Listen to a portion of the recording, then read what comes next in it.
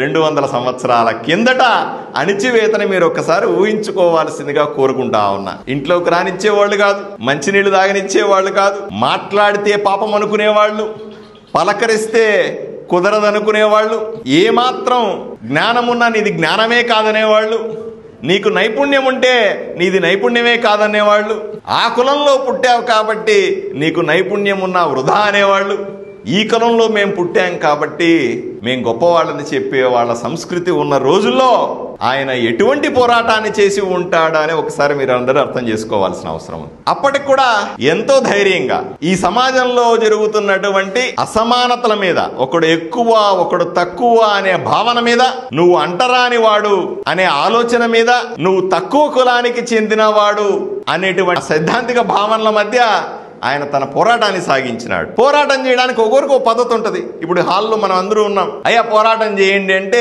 ఒకడు కర్ర ఎత్తుకొని ఇంకొకడు తుపాకి ఎత్తుకొని పోతాడు, ఇంకొకడు పోయి ధర్నా చేస్తానంటాడు. పోరాటానికి ఒక్కొక్కరికి ఒక మార్గం ఉంటుంది. కానీ జాషువా గారు పోరాటం చేయని ఆయన కళాన్ని అన్న విషయాన్ని మనం అందరూ అర్థం చేసుకోవాలి. అతి పెద్ద పోరాటాన్ని చేశాడు, మనందరికంటే పెద్ద పోరాటాన్ని చేశాడు ఈ సమాజం మీద.